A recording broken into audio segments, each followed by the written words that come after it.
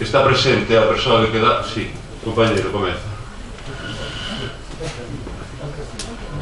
Bueno, na introducción da mañá, Paco San Pedro fixo unha afirmación respecto a que a categoría ou a forma, non? A forma do partido non estaba esgotada, non? De feito, porque seguía estando en funcionamento. Eu a pregunta que lle quería facer é se non será máis ben que a forma partido sí que está esgotada realmente para calquera organización de esquerda que pretenda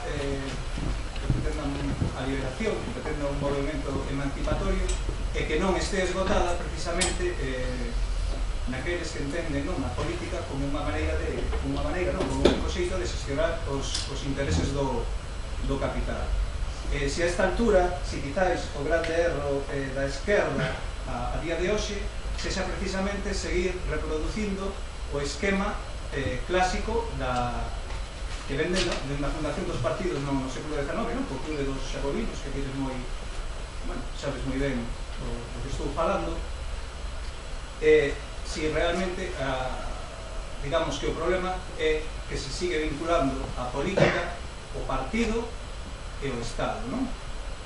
Entón, si por aí a resposta que poida surgir da esquerda viría por crear unha forma de artellar a política fora dos partidos clásicos e fora do Estado.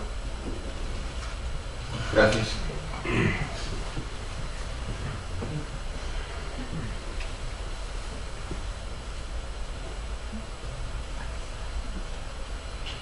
Ben, me parece que a pregunta é moi concreta e estou moi intentar contestar tamén concretamente a isto. Eu simplemente comprendo perfectamente o teu interrogante, que eu tamén o teño. Eu cando afirmaba que a forma partido non está esgotada, non me refería igual fun demasiado inmodesto, non? É dicir, vou intentar clarificar.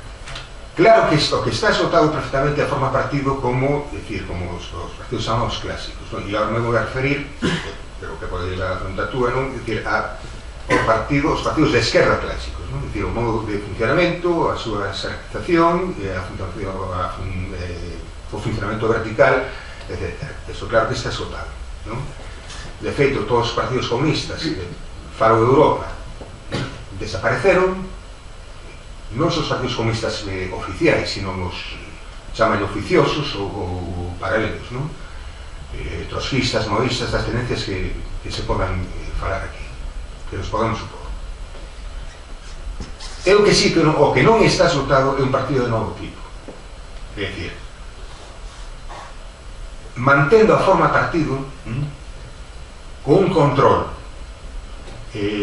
absolutamente rígido, estricto, da xerarquización, pedindo contas inmediatas, igual que xa que citas o clube de Xacobinos, non? Dicir, igual que o clube de Xacobinos e a esquerda, sobre todo a esquerda do clube de Xacobinos, estaban divididos en dous, pedía que hubiera que lo que llaman los comitantes, non? Dicir, los delegados, es decir, tiñan que pedir contas inmediatas da súa delegación. Inmediatas non significa aos 4 anos, ni nos 2, ni no 1, inmediatas.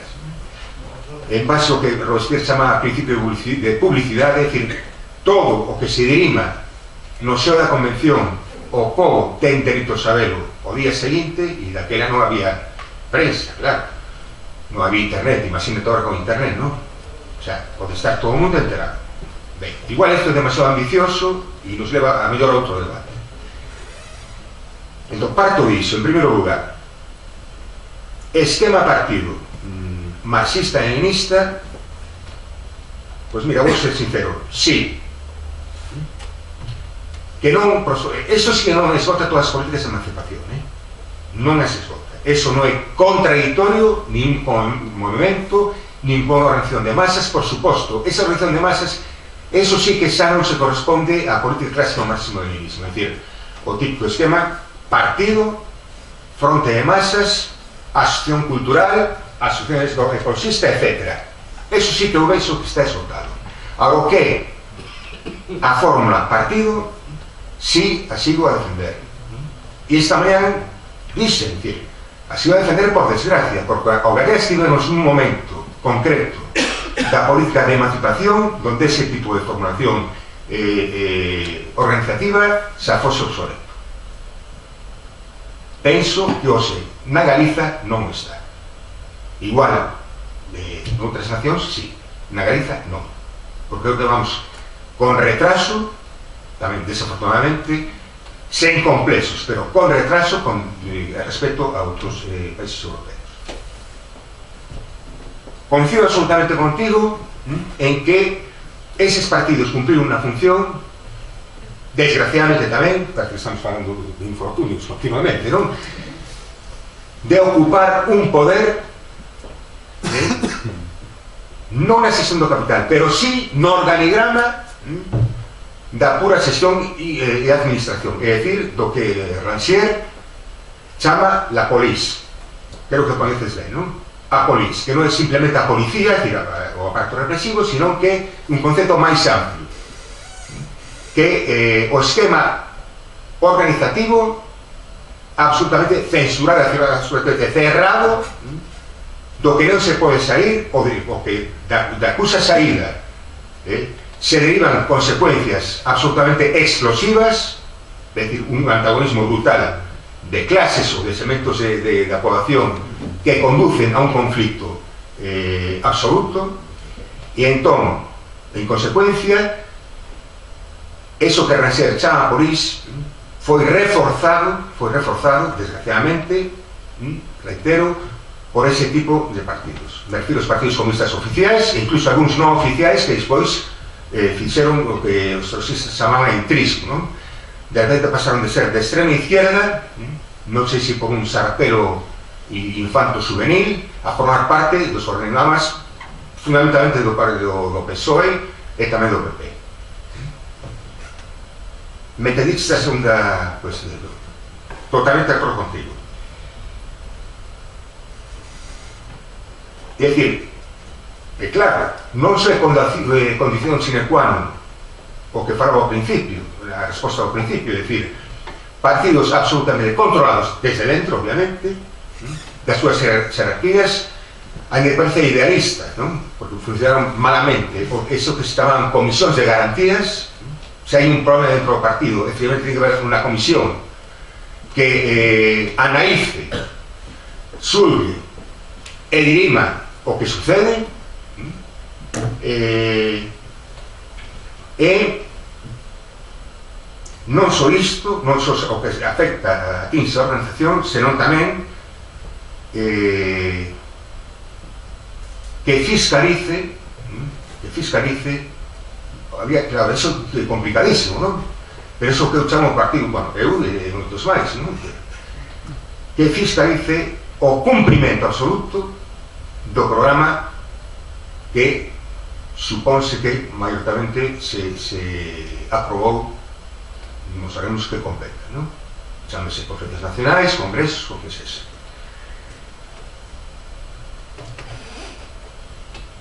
Dito isto, é dicir, eses partidos cumpriron o nefasto papel do que se chama bombeiros, é dicir, de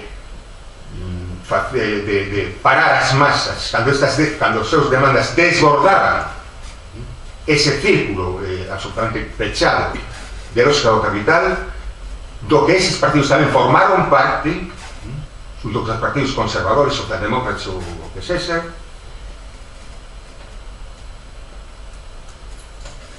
E aparte disto, eu claro, non, obviamente me podo equivocar, non? Eu podo ser tan reticente como os que máis coa fórmula partido. E vou dicir algo que igual soa arcaico, como decía esta maneira, rápido, pero estou convencido. O que Lenin chama centralismo democrático é a única maneira que eu concibo hoxe de funcionamento dun partido comunista. E dun partido comunista de novo tipo. Que sucede? Como todos sabemos, a humanidade é imperfecta. E ainda non se descubriu a fórmula deste Aristóteles ata hoxe dese órgano de fiscalización e de control do que acabo de falar. Hai que buscar fórmulas eficaces, xustas, directas e inmediatas para controlar todo tipo de usurpación que envileza algo que, aparte da súa historia absolutamente digna e dun sacrificio enorme, ten como futuro e como idea e desexo a liberación da clase trabajadora e, en definitiva, o principio de igualdade. Pero igual que soy reticente con iso, soy reticente co que tipo, non o que ti falabas, o que se chama movimento así en abstracto. E ante todo por unha cousa,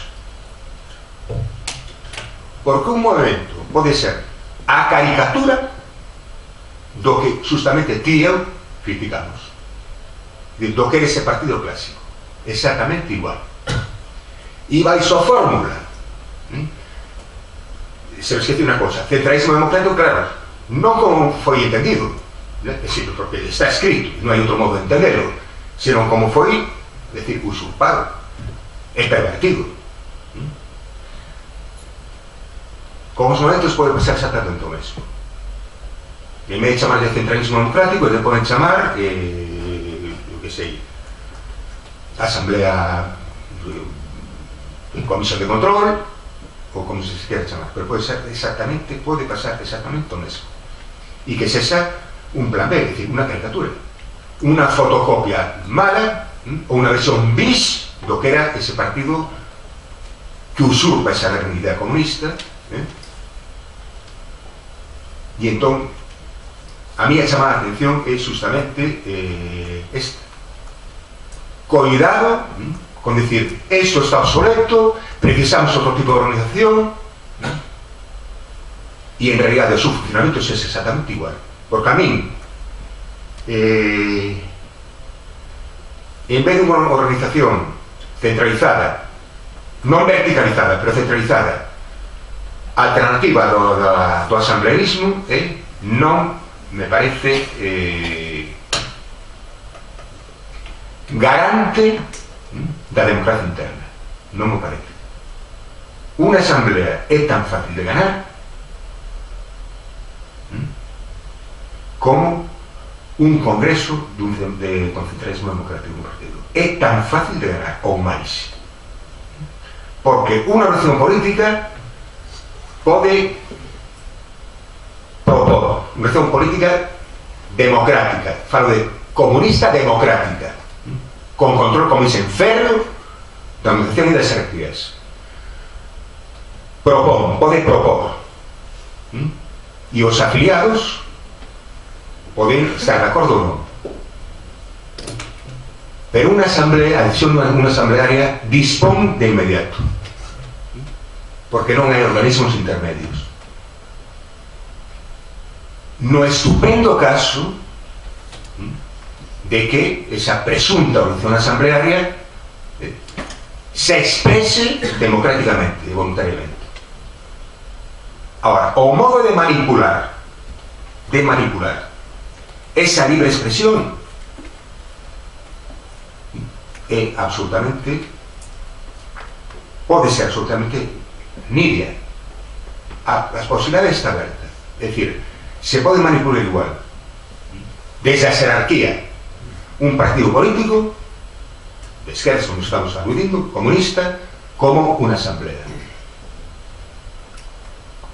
Entón, eu prefiro, estando así, é dicir, colocado entre a espalda e a pared, e agora fago unha reflexión en voz alta, non te estou contestando a ti, se pode manipular tanto. É dicir, pode ser tan vertical unha cousa como a outra. Acontece que é máis fácil saber se estás un individuo que se está controlado por unha jerarquía verticalista, por decirlo así, es decir, por un partido comunista de carácter staliniano, eu aborrezo del, pero é máis fácil saber que estás controlado por iso que por unha nación asamblearia, ose por ose. Si me permites, quería facer un engadido a lo que estou falei por a mañá e de pedir explicacións despois en privado, ¿no? Que sobre a cuestión de comunismo que ten que ver con isto tamén que ti me preguntaches. E a cuestión, sí, de que me reprochaba decir que había que falar do comunismo ou senón deixamos o tema para despois, máis adelante. De acordo, isto para matar, Rafa, é dicir,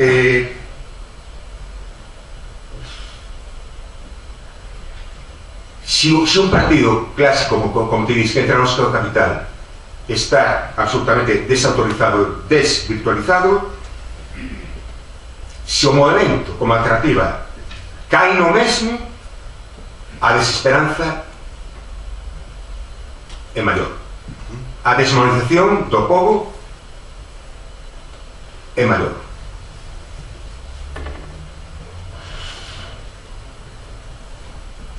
Bueno, vamos a ver, Facto San Pedro, vamos a ver, amañá falamos aquí de a implosión da Unión Soviética foi precisamente por esa democracia con epíteto chamado centralismo democrático. A República Democrática Alemania pasou o mismo, a China estamos onde estamos polo mismo. E agora vesme aquí proponiendo aquí un partido comunista clásico con centralismo democrático. Eso xa está, penso que máis que superado.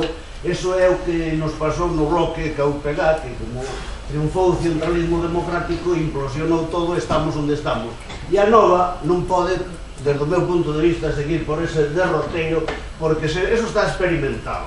Está experimentado a nivel de países, a nivel de Estado, temos unha experiencia, por eso estamos aquí e pon ali a Nova, porque queremos anovarnos e tirar por outros derroteiros.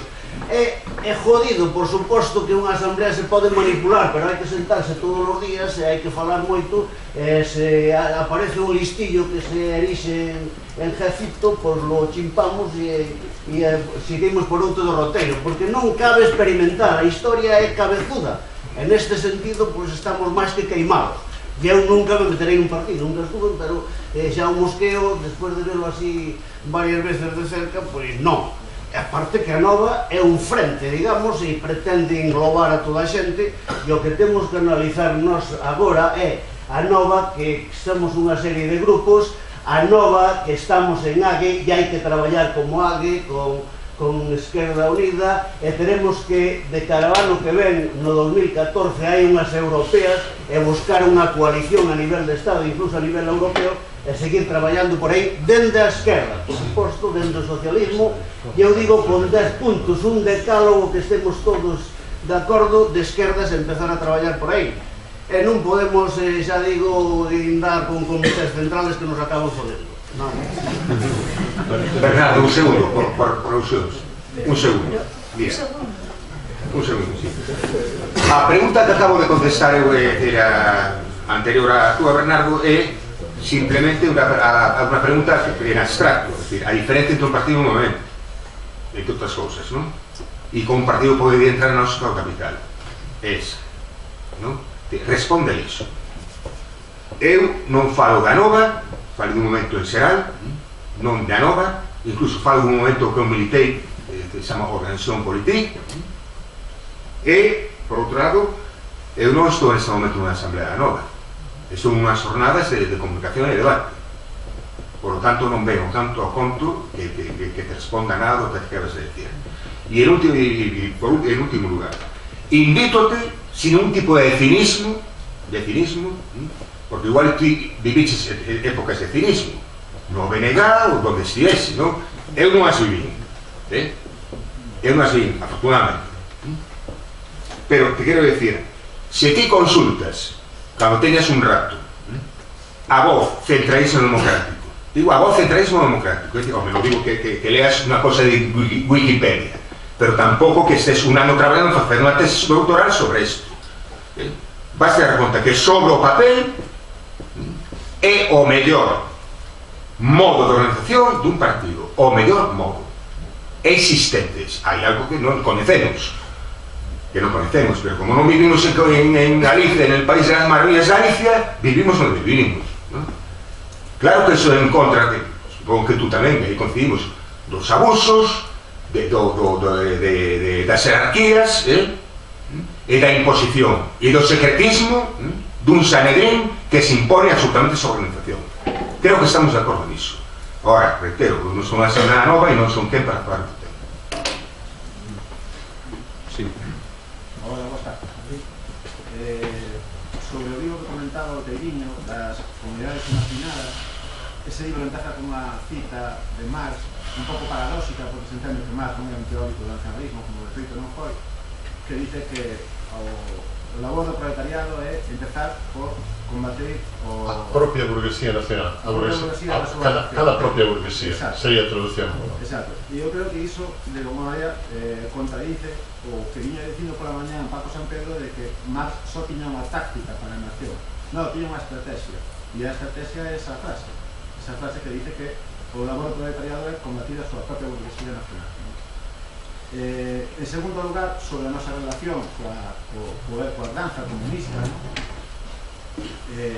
aquí Paco San Pedro ten dito que efectivamente o comunismo real foi o comunismo sin comunismo, e eu creo que eso se contradice cando despois máis adiante di o do ministro de Economía de Thatcher, que unha vez que cae a Unión Soviética, o día que a partir de agora ninguén dan dereito a nada, non?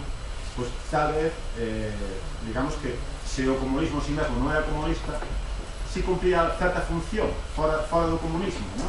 E eu entendo que temos que atender a isto, non?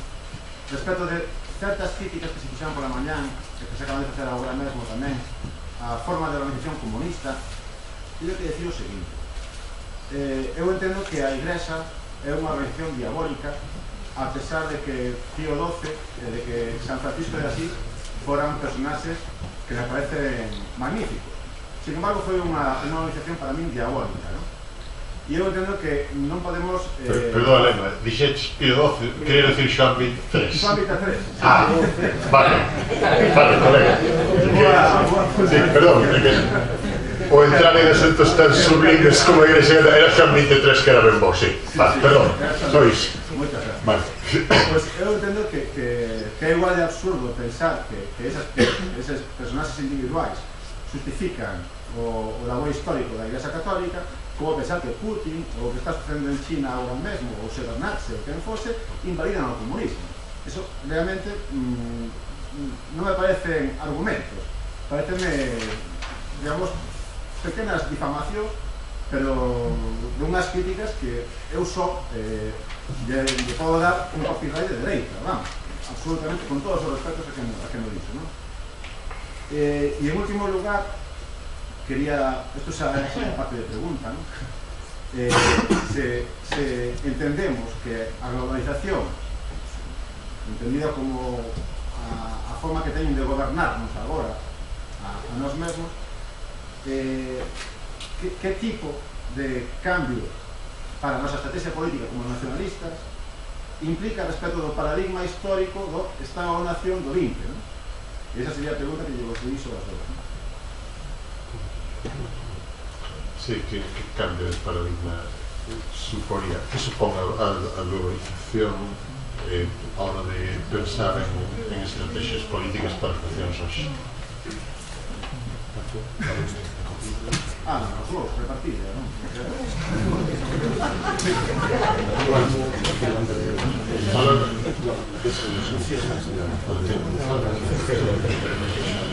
Bueno, creo que preguntaches varias cousas. E entón, a ver se acerto a recordar cantas preguntaches, pero vamos a ver.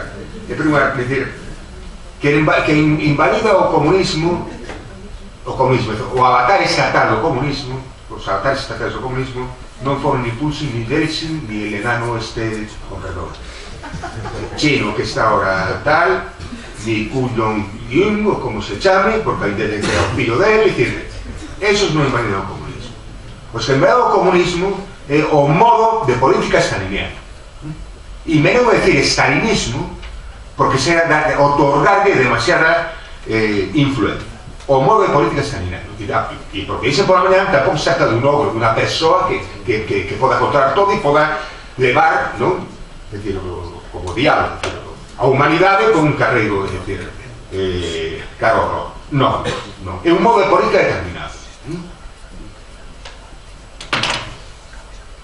Hai unha famosa frase de Stalin que dice, aparte, non sei, hai un día e unha data concreta, día, mes e ano, non me acordo que foi, que dixo, a partir de agora xa non hai clases nauros. O sea que, por decreto lei se elimina as clases nauros. É unha auténtica barbaridade. Eso é antimarxista, puro. Entón, retomando o que quería decir antes, eu o que defendo do Partido Novo Tipo de todo isto, é non conservando, sendo fiéis ás prácticas dunha historia longa, fecunda e enormemente valiosa para todo, para unha era inteira, e criticando radicalmente os erros e os crimes, reivindico ese Partido Novo Tipo. E por comunismo me refiro ao comunismo das singularidades. Non vou dicir comunismo en liberdade porque eso suena, como te diría, humanista, e xa sabemos que tú sabe o que significa humanismo, non? É dicir, indicar os problemas pero non dar as vías para a súa solución. Comunismo das singularidades, é dicir, o comunismo non significa unha iglesia, non significa que controlen a vida desde as 8 da mañá ás 8 da mañá do día seguinte, non significa só a fábrica, significa precisamente a destrucción das condicións que fan posible todo tipo de explotación. E aparte, é a loita contra esa divinización que se fixo da figura proletaria no sentido clásico, non no sentido que falaba esta mañá, do obreirismo. O primeiro que está contra o obreirismo é Marx. É o primeiro que está en contra. Cando di o proletario de única clase que ten confinidade a súa propia destrucción, porque significa a destrucción da explotación, entón xa non ten sentido para iso. Igualdade porque o comunismo non é equivalente a identidade. Non todos somos iguales, somos efectivamente singulares, e iso que fai esta existencia atractiva significa a igualdade na cuestión fundamental, que é económica, e a partir de aí liberdade. Eso significa, facendo a metáfora de Rodríguez, pan, pero tamén rosas.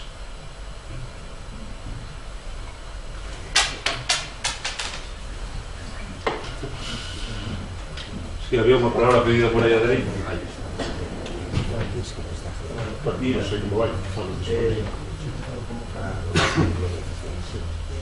Vamos a ver, eu tiñei de que o compañero non pensaba intervir, de feito para dar as notas, pero a raíz do que acabo de oír, non por síntome mal moralmente comigo mismo e non opino sobre isto que se acaba de dar, que estaban. O obreirismo, xa por empezar por obreirismo, onde está o obreirismo? Cantos obreiros están na dirección dos partidos? Cantos obreiros hai diputados? Cantos obreiros hai ministros? Se nos olvidamos do Largo Caballero e algún máis por aí perdido. Cuestións certamente singulares. Plantear o obreirismo como un problema en términos reais me parece sinceramente unha falta.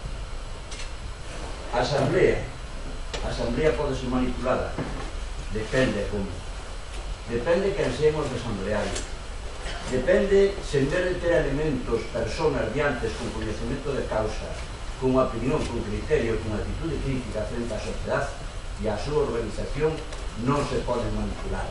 Se poden manipular só cando se lle ocultan datos, cando se lle manipulan datos, pero si unha asamblea de elementos conscientes, dividamente formados ideolóxica e políticamente, non se pode manipular. O outro sí que pode manipular, porque entre outras cousas disponen eles de todos os datos. Un partido centralizado dispón das relacións internacionales, das relacións institucionales, das relacións cos sindicatos dispón da economía, dispón dos medios de información, dispón das intervencións públicas, dispón incluso do mensaxe cultural e ideolóxico que se poida estar emitindo regularmente dentro da organización, dispón de todo eso. E eu, que hasta o día da miña xubilación estuve nun sindicato que se chamaba CIGA, era delegado sindical hasta o día de sucesión. Nunca estuve en un sindicato anarquista, pero en rigor coa historia hai que dicir que unha organización que se chamaba a CNT, Confederación Nacional de Traballadores, chegou a ter casi 2 millóns de afiliados e foi o sindicato máis combativo da historia que hubo polo menos na Península Ibérica, pero con diferencia, donde demostraron hasta o 36 que foron capaces de parar o golpe fascista en Cataluña e organizaron toda a industria de Cataluña en régimen de autogestión e demostraron con datos concretos históricos aí que doblaron a produción industrial nunha situación de guerra e avanzaron hacia Aragón e montaron colectividades entre os veciños, iban loitando no frente e iban facendo a revolución social ao paso que iban avanzando hasta onde puderon. E estes desorganizados, que eran asamblearios ao 100%, tuveron que chamar a columna do Ruti para que viñera a defender o frente de Madrid, xunto cos outros. E pararon ali aos moros. E estes eran asamblearios. Claro que os elementos dos Putin e compañía non supoñen invalidar o comunismo, claro que non, pero que invalida o comunismo é as estruturas de poder con que se organiza ese partido e produce estes elementos, produce os Putin, os Stalin, etc. Porque eses nacen de aí, non naceron de outro lado.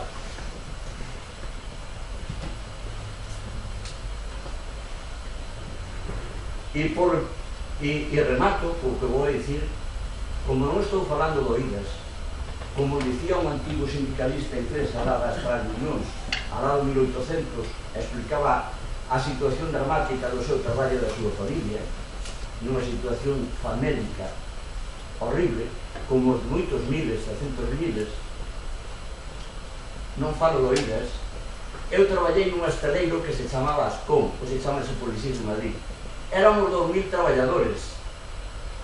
É porque despediron a un compañeiro, o primeiro que fixamos foi encerrarnos no asteleiro, non deixar salir a dirección. Isto foi nun día do mes de febreiro. Estuvemos 7 meses, 2000 traballadores en folga, 7 meses e medio en folga, en solidaridade co primeiro despedido, despois con algún máis, entre os cales estaba o Cruzado. E iso fixose todo na asamblea, en decisións asamblearias. E fixeronse asambleas con votación secreta. E hasta se fixo unha con notario no pabellón de deportes de Vigo, das Cabezas, porque despois de xa 6 meses e pico chegamos á conclusión que aquele día que podía rematar, que unha folga non debe acabar nunca desangrándose, porque acabaríamos os traballadores enfrentados uns cos outros e entón quedarían a merced por completo da dirección da empresa. En votación secreta e con notario diante, e despois dos máis, por dicirlo de alguma maneira, significados representantes sindicales do Comité de Folga, pidíndolle casi de por fora aos montón de compañeros que estaban allí, que había que poñerlle a remate ao conflito e que aceptaran un arbitraxe que se fixo finalmente en Madrid a través do ministro de Traballo, o señor Carlos Ortega de Ustedes. Pois en ese momento todos do Comité de Folga, os cuales me parece que nos coincidían bastante credibilidade, ainda hubo 200 compañeros que votaron en seguir a folga, cando levábamos 6 meses e medio, e ainda durou hasta 7 meses e medio o trámite arbitral. Por lo tanto, a experiencia miña e a experiencia histórica do asambleario en serio, do asambleario democrático, do asambleario sin manipulación, porque pode ser sin manipulación, den uns resultados concretos. E a experiencia contraria ao non asamblearismo é precisamente o que nos está pasando a toda a esquerda no mundo, que é para botarse a chorar. Por lo tanto, a miña afirmación, e me parece que non se pode opinar de unha maneira que me parece, un pouco frívola a hora de valorar o papel do asamblearismo, porque hai moitas formas de practicarlo. E desde logo, bueno, e non entro máis, porque en todo caso este é un tema para discutir a fondo nunha asamblea ao mellor con o tema monográfico, é profundizar e non querer despacharlo sobre a marcha nunha máis ou menos conferencia coloquio, que está moi ben e moi respetable, pero é manifestamente insuficiente para profundizar con rigor na trascendencia de todo isto. Nada máis. Muy bien. Muchas gracias.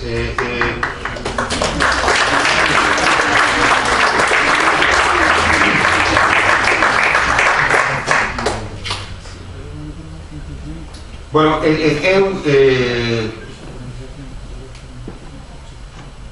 unha opinión nunca é frívola.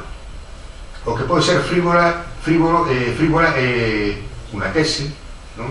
Unha afirmación, unha afirmación categórica. Eso pode ser frívolo. Unha opinión é unha opinión. E cando un opina, non está a posesión de verdade. Fala por mí. Si dixera isto así, entón se me vais a acusar de frívolo. Cando digo opino que, entón se pode opinar, bueno, estás equivocado, non por así, pero o cualificativo frívolo é absolutamente impertinente.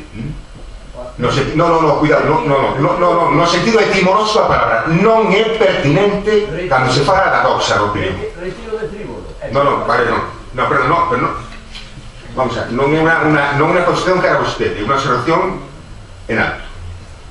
Ben, vamos a ver. Sobre o obreirismo. Creo que ou me expliquei insuficientemente ou vostede me entendeu mal. Por suposto, como Marx e o comunismo van a estar en contra da figura obreira? A quen lle pasa por la cabeza eso? Eu ni son frívolo, como dicen, ni sou delirante, non? Claro, todo o contrario. Pero entre a figura obreira e o obreirismo hai unha diferencia fundamental. Podo definirlo coloquialmente? Podo definirlo? Sí, creo que decir o que Paco quere indicar ten que ver coa crítica que Marx fai da consideración do home únicamente en calidade de animal laborans, de animal que traballa. Claro, hai moitos debates a respecto, moi simplistas, a respecto de como consideraba Marx a natureza humana. Se tiña unha consideración xeral, independentemente de que estivese interesado en ver como eran as condicións históricas e formacións sociais as que determinan tamén os individuos.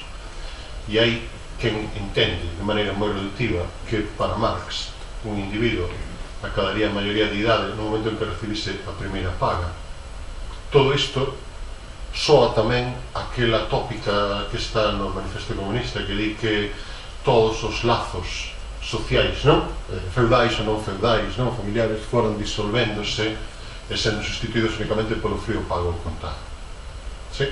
Isto é unha maneira hiperbólica de Marx, non? De falar da crecente subsunción, non? No mundo mercantil da vida social. O que Marx defendía era que non se reducise a condición do individuo únicamente a de animal laboras, animal traballador, é dicir, que fose un individuo capaz de producir o seu mundo en cooperación, é dicir, que non fose un individuo someso únicamente a unha dinámica de traballo morto, que é o traballo tal como se establece nas regulacións laborais, pero que fose un individuo capaz de se mover o que Marx chamou o traballo de lazo. E creo que cando Paco con outros termos máis recentes falou da crítica de Marx ao obreirismo, non? O que nos quería indicar é que non temos que concebir únicamente a actividade política, non? A hora de entender como tomar as fábricas, que é certamente importante. Trátase de tomar as fábricas e trátase de tomar o mundo, ou vou coller unha expresión que eu creo que lle no Paco alguna vez e a máis xente, trátase de crevar en dous a historia do mundo.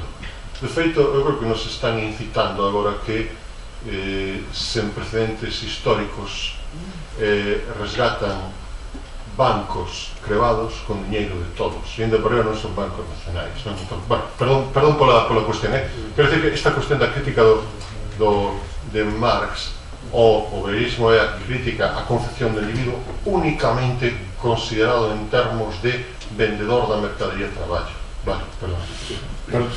Creo que nos enredamos a veces nas palabras. Vostede tiene moita razón, me atende. Moita razón unha cousa, me acaba de facer reflexionar, dicindo que esos sistemas que ambos os dos criticamos, ese modo de sistema que se deu históricamente, que me decía, cantos obreiros hai de Piniso, estamos totalmente de acordo. Pero justamente, sabe que cal vostede para mí na fachada, o que máis se chamaba ideoloxía como falsa conciencia, a apariencia, a fachada que esos sistemas eran. Mentres non había obreiros, como vostede di, nos órganos directivos do sistema, cal era a propaganda oficial? Como eran as esculturas? Como era a pintura? Los fornidos del Coloso de Rodas, que máis ben que de Rodas parecían saídos de 5 anos de gimnasio, sostendo a forcia do martelo, todos cachas, é dicir, esa era a mentira, esa era a fachada, me entende vostede? A eso me refiro, entre outras cousas, co obreirismo, que non figura obreira. Por outro lado, todo o meu respeto absoluto a loita das COP, que esa foi particular súa, pero eu sou un habitante de Vigo e sei o que foi, en absoluto, e me alegro moitísimo de que, efectivamente, funcionase a asamblea nese momento, pero xa non puntualmente, e igual foi un excesivo ao criticar o asambleísmo, igual foi un excesivo. Igual teria que decir o mesmo co que falamos agora mesmo. En vez de decir asambleísmo, tuve que decir figura modo asambleario. Entón, igual, modo asambleario pode valer e asambleísmo non. Igual foi excesivo e o recoñezo. Pero quería actuar como contrapeso, porque eso que hai moita xente, digamos, é dicir, que eu considero, naivos insenuos, xente nova, que efectivamente non ten medios para comprender certas situacións organizativas, e entón eu quixen valer un pouco de contrapeso ante esta situación. Pude ser excesivo de momento. Sobre a CNT non le podo falar porque eu simplemente podo opinar de lecturas que fixen, non? Me podía decir que si efectivamente o asambleísmo da CNT, di vostede, que efectivamente formou Fronte de Aragón e tal, é dicir, pues así acabaron, quero decir, de 2 millones acabaron arrasados por la historia. Con todos os meus respectos. Perdona, eso sí, como no. Así acabaron. O último reducto que lle fixo frente ao fascismo foi precisamente Cataluña. Con Lister, que era comunista. ¿Dónde? Cargóse de pasar por la piedra aos comités organizativos. Así fala a dereita. Así falo eu. Non vos enrededes, por favor, en debates frustrados e debates. Hai un compañeiro que ten... No, hai un compañero que ten aí a palabra e continuemos co debate, porque aquí o que estamos dando é opinión, non se trata de, ao final, que unha opinión quede por riba da outra, sino que todos coñezamos as opinións de todo o mundo, non? Si, hai aí unha palabra e se non se importa, por se acaso se así, intervees conjuntamente. Por favor, compañeiro. Hola, boas tardes. Un pouco xa despois de escutar todo o discurso da mañá, despois de escutar tamén todo o discurso da tarde, despois de escutar as preguntas que se fixeron, eu vou facer outro discurso totalmente distinto ao que hai aquí. Estou nunha xornada sinxelamente que todas as cousas me apuntan sobre unha realidade a partir de unhas eleccións onde un grupo de persoas se presenta a nivel autonómico, a formación se chama, non se chama? Até obtivo o Big Bang, que sacou 200 e cantos mil votos. E a xente parece que ainda non sabe por que se obtiveron esos 50.000 votos. Bueno, un boi vai pola rúa e eu tenho que pensar nun principio que é o individuo, o común, e, lógicamente, a figura que ten que xurdir é a do cidadán.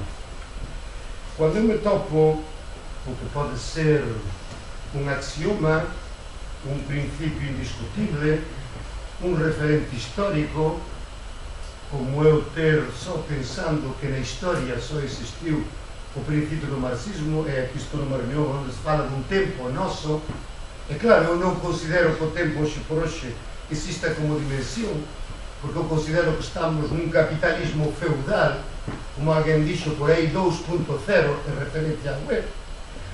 Estou falando de que estamos nun estado de dous sistemas nun estado ou nunha comunidade europea. Cando se descoñecen estes feitos, cando se descoñece que o capitalismo, a partir dos G8, G20, distintos grupos, Opus Dei, religión, etc., a mí me leva a aqueles tempos onde a mí se me ensinou que existían duas grandes, anos 74, ideas sobre o marxismo: materialismo histórico, materialismo dialéctico, análise da historia de forma diferente a que se viña facendo, e unha evidencia, un futuro de como tiña que evolucionar no manifesto comunista, e falando de comunismo. Lóxicamente, unha serie de xente se aprobra do termo eu son comunista nunha realidade de supostamente socialismo democrático, socialismo real, economía planificada, plans quinquenais, etc., etc.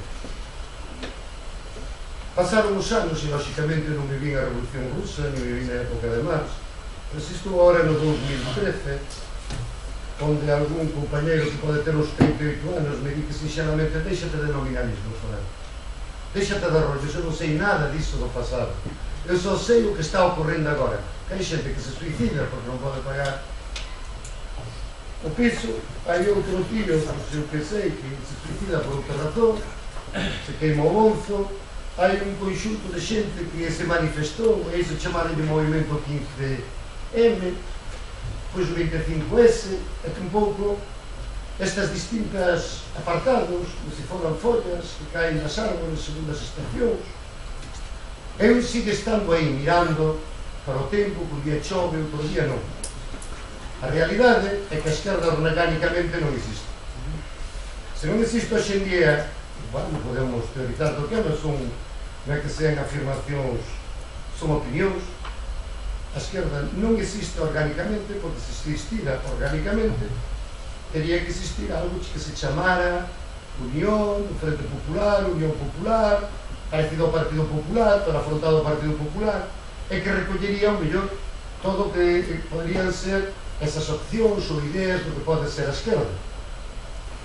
E, lóxicamente, como todos sabemos, a esquerda adopta dende, podemos decir, a Revolución Francesa, non? A partir de aí, se os liberais, esos famosos espíritus e desenvolvementos que fixo Marx sobre liberté, legalité, fraternité, e a conclusión final que un pouco ten é: ben, eu estou tratando de que con un modelo político do século XIX, non só político, tamén educativo, que sigue funcionando ainda hoxe en día, dado que o funcionamento dos partidos políticos hoxe en día siguen reproducindo exactamente un modelo de fai 100 anos, e, independentemente de feitos esporádicos sobre o modo de funcionamento dese modelo político ao redor de partidos políticos, a mí me xorden unhas palabras curiosas, tanto menos curiosas. Todo o que funciona democráticamente está baixo que se denomina democracia representativa. Ben, aparece unha formación que nos seus estatutos, feica nova, fala de democracia participativa. Hai unha persoa que, con seus discursos, encandila a todo o mundo, falando da corrupción, da partitocracia, de tudo o que levou a reforma, a transición, e non a ruptura, a transición tardofranquista, bla, bla, bla, e que agora estamos como estamos. E o fracaso, entre outros, non só de toda a dereita, que por suposto non está levando o que está levando, porque son os directores de marketing os que realmente rixen os destinos da zona emerxente do Mediterráneo, necesaria para crear o futuro, esta futura sociedade en pleno funcionamento europea en base ao capitalismo feudal, onde hai que producir unha crisis artificial, e independentemente que sexa un enorme artificio todo isto que estemos vendo, porque estamos nos contando mentiras todos os días, estamos vendo diante da televisión, sí, é mentira. E ben, e que pasa? Non pasa nada, eu tengo que ir a traballar, levanto, non vou ali, está todo fastidiado, bueno, o día seguinte, outra mentira, seguimos coas mentiras, un momento, vou tardar pouco, eu non vou dicir aquilo que vou só expresar en 59 segundos durante unha hora, pero bueno, non vou dicir aquilo que estou sentado de pé nun banco de pedra feito de pau, pero sí quero, con isto, intentar unha reflexión. Eu vim aquí a Ourense en principio coa enorme ilusión de buscar unhas guías reais de cal debe ser o modelo ideolóxico, o modelo de partido que debe asumir esta organización, a nova. Realmente é válido isto que se di de democracia participativa, onde a democracia só se exerce unha participación do cidadán, ou que estamos aquí reproducindo, mimetizando, con distintas palabras, que o que hai que montar é unha coordinadora, se non se montamos unha coordinadora, pois montamos unha coordinadora. En caso de non montar unha coordinadora, o que temos que montar é unha coordinadora. Ninguén fala de traballo, ninguén fala de socialismo, ninguén fala de que, como se dicía antes, a terra para quen non traballa, nesta organización política ninguén fala de que a terra política é para quen traballa. Entón se matou por a miña organización en donde xente que non traballa a terra, di que esta terra é miña, e eu quero exercer ainda que non traballe políticamente. Eu sou representante disto, sou representante do outro, logo eu teño dereito a estar aí na coordinadora. En Redondela levamos 4 meses falando deste rollo da coordinadora. Está todo prácticamente atrancado e parado, con compañeiros que queren ir a unha acción directa na rúa por respecto a toda esta realidade, suicidios, isto, o outro, que aparece por aí. E por que estamos parados? Porque estamos no debate bizantino nunca mellor tipo, que mentras os turcos están aí atacando, están as portas xa para derribar todo, nós estamos ainda debatindo o sexo dos anxos. E a cousa é moi sinxela. A democracia participativa comeza coa participación do cidadán. Logo, a participación do cidadán en grupos de traballo é de onde ten que emerxer todo. E isto despois, de alguma forma, se artelle nunha asamblea, e que esa asamblea poda ser máis ou menos manipulada. Eu, por exemplo, continuamente estou con siloxismos do tipo, non sabemos redactar unha acta da asamblea, logo os grupos de traballo non funcionan, porque un grupo de traballo non se sabe redactar unha acta. Cando o problema é que entre os compañeiros é que non sabe un ou outro o que significa a palabra acta, e algún ni siquiera sabe o que significa redactar, ou seja, o xugo do que significan as palabras. Ben, para rematar, este é un dos problemas que deixo a debate, que é o modo de organización, ou como debe ser o modo de organización do novo. Cando a mí, pois, quero xa por rematar coordinadora, e sabedes qual é o argumento que me dicen? Dicen, por que coordinadora? Porque todos están montando coordinadoras. Por que nós aquí estamos debatindo si coordinadora ou si grupos de traballo, cando todo o mundo, eres terco, Fran, estás como tema dos grupos de traballo, todo Dios está montando coordinadora. A realidade é que despois, falando con compañeros, comezan a emerxer exactamente todos eses problemas que tuvo o marxismo-leninismo primitivo, quere dicir, o socialismo dos anos 20 na Unión Soviética. Deixo só unha cuestión. Eu penso que a base é que non existan dogmas para debatir. O non existir dogmas, Iván Turgenev, na súa novela Pais e Fillos, fala, creo, o concepto nihilismo. Bueno, se vamos aos clásicos gregos, a asociación sería cinismo, que é rirse dos deuses. Eu penso que mentre non teñamos a capacidade de rirnos dos deuses ideolóxicos do pasado, de alguna forma, non teremos a capacidade de razonar e de pensar realmente o que queremos para a nova, en Galicia. Sobre dúas bases. Un individuo, dous individuos, que se reúnen gregariamente, teñen algo en común, que procuran o ben común. Todas as ideoloxías, tanto ou as formas de funcionar hacia o capitalismo ou hacia o comunismo, están fundadas nestes dous principios básicos. Se realmente queremos o ben común, que non conste só na Constitución Española no seu preámbulo ou nas demais constitucións que hai no mundo, senón que se cree unha legislación que curiosamente non se creou, que articule e que legisle ese ben común e por fin consigamos o último apartado que nos falta da liberté, igualité, que xa se conseguiu, e rematar conseguindo o que nos queda, que é a fraternidade. E eu penso que a nova ven dun termo, que a nova irmandade, a nova fraternidade. E eu penso que iso ten que ser, debe ser o vector, o motor que nos motive a debatir sobre esas claves, sobre a fraternidade, e non sobre outros aspectos que, desgraciadamente, xa foron resoltos, máis ben mal, no pasado, debido ás continuas transicións e non rupturas con esas ideoloxías do pasado, concebindo unhas novas. Gracias.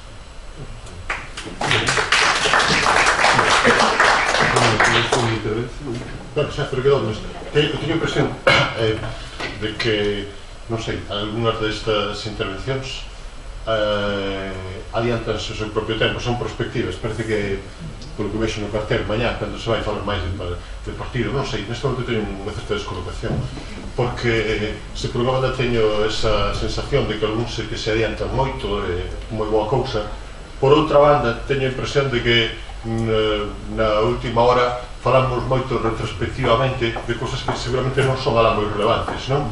Eu, a verdade é que non sei se é moi relevante empezar a falar de cales foron as causas do cambio político na Unión Soviética, pero se me permitides o último exceso retrospectivo, no ano 1982 escoitei nunha conferencia a Ernst Mandel, aquel autor do Tratado de Economía Política Marxista, apoiando de todo isto, cal ia ser o factor fundamental que ia levar a Unión de Repúblicas Socialistas Soviéticas a creba. Do 82, 89, van 7 anos, ali empeza a perestroika, pero a verdade é que a Unión Soviética ainda tarda en crebar. E o que nos explicou Ernst Mandel era o seguinte, nunha conferencia no Autónomo de Barcelona. A principios dos 80 e a fins dos 70 tamén, o PIB de Estados Unidos de América e o PIB da Unión Soviética eran máis ou menos os mesmos. Ora ben, a poboación da Unión da República Socialista Soviética duplicaba a poboación de Estados Unidos de América, así que a renda da Unión Soviética era a metade, a renda per cápita, a ver de moito, dada Estados Unidos de América. Dende o ano 1970, vos lembraredes que en moitos lugares, poñen por caso en Alemanha, na fronteira entre a República Federal e a República Democrática, empezou a desenvolverse xusto despois do remate da guerra de Vietnam o que chamaron a carreira dos mísiles nucleares, é dicir, o investimento militar que seguiu medrando nestes anos, consistiu en que Estados Unidos levaba a iniciativa de emprazar mísiles de cabeza nuclear. E isto foi como en algúns xogos o de envite. Estados Unidos situaba un mísil de cabeza nuclear moi caros, case tan caros como algúns dos avións que compra non o exército español agora. A Unión Soviética respondía mísil de cabeza nuclear. E isto, Mandel contaba no ano 82, era unha estrategia económica estadounidense para sobrecarregar o gasto militar soviético, na medida en que se a renda era a metade, non? A sobrecarga levaba ainda por riba a un incremento que non era en progresión aritmética, senón en xeométrica. Ninguén de vos falou desta cuestión, que obviamente, sí, para moito sería excesivamente obxectivista, sería unha cuestión de estrategia, de presión económica, e non entro agora a falar das moitas outras interpretacións retrospectivas. Non me interesa a política retrospectiva, é dicir, agás, cando teño que facer unha serie de precisións sobre a historia do meu país reinterpretados, por unha serie de gobernantes de actitud colonial, gobernantes como o do Partido Popular, que responden perfectamente o que decía un gobernante colonial inglés de Egipto no 19, cando decía, non gobernamos Egipto, gobernamos os que gobernan Egipto. E isto é exactamente o mesmo, é dicir, a FAES, é dicir, ponlle unha minuta a eses perversos conselleiros, que xa non sei como se chaman, o conselleiro este de cultura, non sei que, o tal, o catedrático de turismo, bueno, en fin, eso. A Feixóo, a estes sí que os gobernan, é dicir, que a mesa están libidinalmente, non prendidos, non desa cousa inmensa que é a FAES, que ten unha revista que chega aos quioscos, non? Algunas veces está a beira dos vídeos porno. Pero o conxunto de Galicia, polo que eu vexo, a vista das asambleas que hai, o conxunto dos traballadores, dos sindicalistas, da xente que está reunida aquí, creo que non a goberna. Bueno, disculpadame esta cuestión,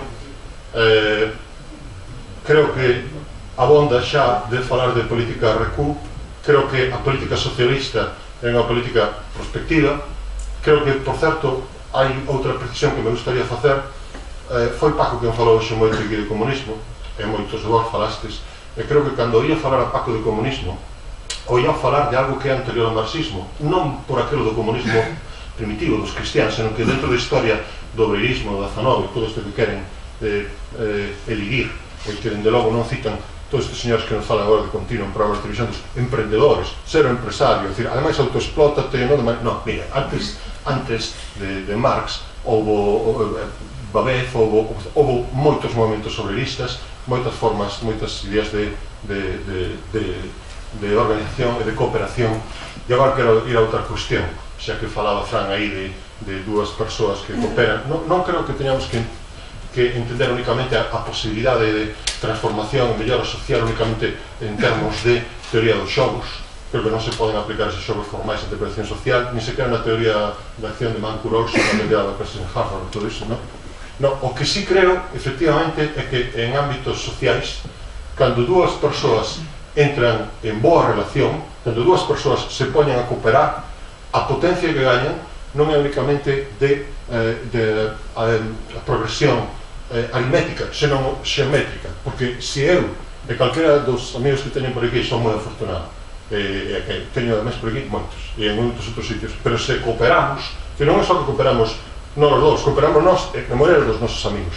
E os que si verdadeiramente teñen unha estrutura xerárquica e aparte de ter unha estrutura xerárquica efectiva e lacayos, non? E ainda por riba unha rigidez, non? E unha rapidez e unha compulsividade, non? Nas tópicas que usan, nas fórmulas e nos dispositivos que usan, son neste momento os servos do capital. É dicir, non é que en Bruxelas haxa un parlamento ridículo que ten voz, non? Pero que é únicamente consultivo e que a comisión non ten que atender. É dicir, non, é que en Bruxelas, para traballar eses non sei cantos diputados, non? Que verdadeiramente hai 19.000 persoas que traballan en lobbies formalmente documentadas, poden ser moitas máis. Entón, o capital ten lacayos, organizacións de continuo.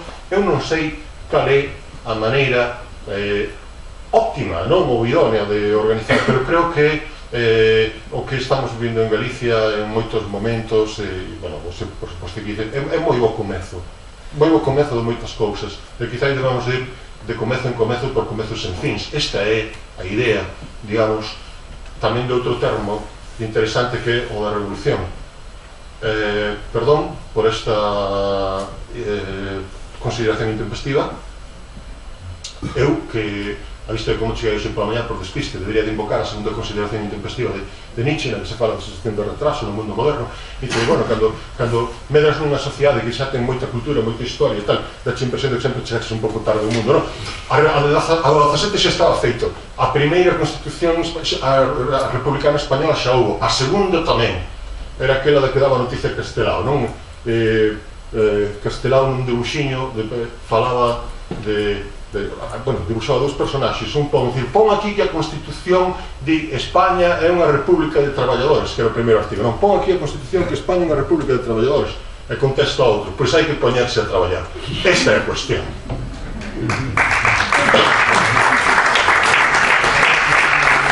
Pero claro, non nos podemos poñer a traballar no que xa foi, o sea, moi dignamente foi, non? A vista do que é un legado, temos que poñernos a traballar no que ha a ser. E esta é unha noción de inxunción, digo, verdadeiramente, no que ha a ser novamente a República. ter o interese a asamblea, a sinusía, que podo traducir sinusía por república, claro, non me vou poñer aquí perante, non vou falar de pensamento greco-latino, e é interesante.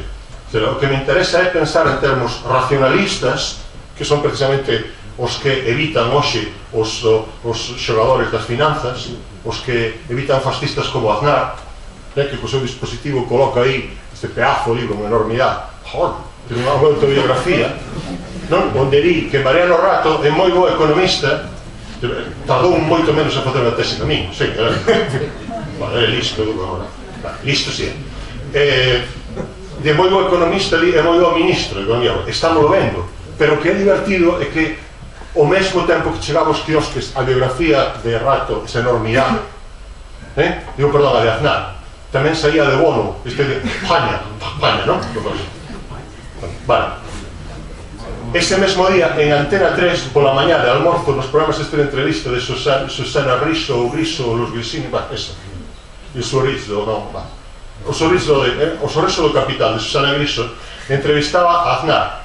E Aznar dicía, non, dispositivo, consigna, non sei quen escribiu ese texto, non me vou meter aquí con Foucault de que é un autor, quen escribiu verdadeiramente ese libro, non, deixemos as pedanterías. O mesmo día, pouco, 2 días despois de chegar a biografía de Aznar, na que mantén que Rato foi un magnífico economista, vémolo, estámolo ademais parecente, un magnífico ministro de Economía tamén, as dúas cousas. En Antena 3, para que hai unha entrevista pola mañana que entrevistan a Aznar, poucas gracias, traballa pro grupo de Murdoch, non a razón de máis de 20.000 euros ao ano, todo iso. Griso entrevista a Aznar e que lle pareceu a xestión de Mariano Rato, e Aznar propulsa a consigna. Este sí que funciona de maneira verdadeiramente leninista, por favor, é dicir, porque só poden funcionar de maneira leninista non os do capital, é dicir, Mariano Rato foi un magnífico ministro de Economía e é un magnífico economista, e ademais, como nesta retórica televisiva, vostedes saben que algunhas das declaracións se repiten nunhas letras que reptan por baixo, por iso lle chaman crawl, bueno, é que a xente fonetiza crawl, pero é crawl por o mesmo estilo de natación este que fai que cando se moven os brazos por riba da auga parece que estean brotando, non? Como unha lagartiña. Entón podíamos ver un artificio concebido para estas persoas que non teñen alá moita memoria, 3 segundos, como aos peixes. Mariano Rato foi un magnífico economista, non? E un magnífico economista de cultura. Bueno, en fin, a hora de oír falar aquí a alguna xente de partido, eu verdadeiramente non tiña a impresión de estar evocando figuras inmensas que unha vez levaron sotana como José Emilio Recabarren, que foi do norte ao sur de Chile, fundando xornais, non? Fundando, etc. Eso está no canto xeneral de Chile, que é unha parte do canto xeneral de Neruda. Non, a hora de falar aquí do partido, a mí me parecía que estaba vendo, ou vendo aquelas páxinas de Orwell, nas que se falaba do partido interior dentro do partido, non? E que conste que son moi leal o legado de Orwell, que me parece un home ben inteligente. Creo, por outra banda, que este momento de pedirles disculpas pola moita lareta que me dei. Creo que o que é importante é que no que nos queda de hoxe, de mañá, non falemos retrospectivamente, senón prospectivamente. De feito, creo que estábamos intentando todos. E ao respecto, por exemplo, do que sexa a cuestión de vínculo de clase e nación, eu, verdadeiramente, decateime tarde demais de que eu podía expoñeres isto moi rapidamente con unha canción de Aníbal Sampaio. O que pasa é que eu vou máis rápido en galego que en castelán, non? Esa canción de Aníbal Sampaio é unha canción que algúns seguramente coñecen, que se chama Yo nací en Montevideo, e que a mí se escribiu un pouco despois daquele brutal golpe do 71, que decía: non só non nos pagaron, non nos dejaron ni conversar, nos disolvieron a tiros frente a la estatua de la libertad, y no me pregunten nada sobre mi patria, no puedo hablar. Me enteré que era foráneo desde un diario La Capital. Yo nací en Montevideo, no puedo hablar. Y hay quien vive en Nueva York, no puedo hablar. Bueno, podemos seguir con esta canción, ¿no? Eu creo que se teño que responder o que preguntaba Lema, se diante das tendencias expansivas do que sexa unha globalización que é eminentemente a da crecente integración sistemática das transferencias do capital, non? E dos seus servos, non? Pois o mellor o que podemos falar é de que formas de internacionalismo ou que formas, que conceptos de cosmopolitismo deixamos isto para máis adiante, que forma de cooperación entre todos esos que somos o 99% do planeta, e que moitas veces temos indo por riba o dereito a compartir unha comunidade de silencio estratégico, de silencio inteligente, de comunidade innomeable. É dicir, non participamos na infamia de moitos gobernos que hoxe están verdadeiramente contribuindo á sobreexplotación e ademais desprovendo de bens públicos e de bens comuns que moitas xeracións xeraron. Eu atreveríame a decir, se tivese que ser pesimista, que o que está pasando é unha cousa que a veces se dá en períodos de receso histórico. Os avós fan revolucións, acadan dereitos, logros, recursos, os fillos disfrútanos, os netos non fan nada cando os van desposuir.